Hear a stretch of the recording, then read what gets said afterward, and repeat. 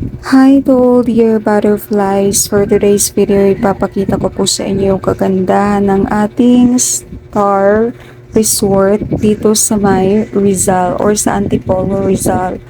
So, papakita ko po sa inyo kung ano yung ganda ng star resort para makita ninyo ang ganda talaga dito guys. So, ayan, nagbabiyahe na ako and nag-tricycle kami actually kasi nagkamali kami or binaba kami ng jeep sa hindi pa dapat babaan. So, ang ginawa namin, nag-tricycle na kami para makarating doon sa aming paroroonan. Paroroonan. So, ayan guys, habang nagbabiyahe, nag-uusap kami ng kasama ko ni Ate Lovely. So, ayan, malapit lang siya guys from Sampaloc, Manila. Taga Sampaloc, Manila yung bahay ko. So, sobrang lapit lang. So, ayun na guys. Here, yan ang Star Resort. So, papakita ko po sa inyo din yan. So, habang naglalakad kami, nagre-reklamo ako na sabi ko, para naman akong nag-hiking. Kasi medyo pataas po yung niya, papunta or papasok sa loob. And guys, murang-mura lang dyan. Ang amount ng entrance fee is only 200 pesos and mura ang mga cottages. So, ayan. Habang naglakad kami, nakiusap ako na kung pwede bang magpa-video. So, nagpa-video ako para makita nyo yung ganda. Ewan ko ba't ako tumakbo. So, ayan guys, makikita ninyo, ang daming tao dyan. And here.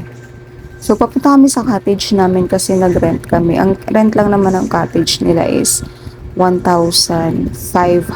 Ganyan lang ang amount ng cottages nila. So, ayan. Ayan. And yan ang labas, guys.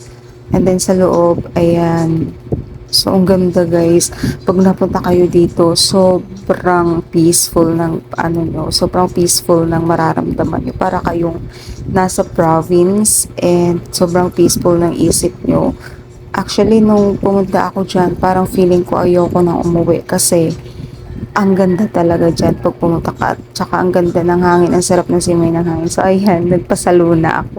So, yan yung mga kasama ko. And, actually, wala talaga sa plano to. Pero, pinapunta kami kasi nga, baka ito na yung last na pagkikita namin ni na ate, yung mga friend ko. Or kasama ko sila dati sa work. So, gender revelation, yan siya ng pinagbubuntis ng, ay, pangalawa na nakaupo. Na-invite tayo and siya yung gumastos lahat niya. Supposedly, 10 kami pero hindi nakarating yung iba. 1,500 ang cottage sana for 10 person. Sayang no? But anyways, until here, thank you for watching butterflies. Until the next vlog.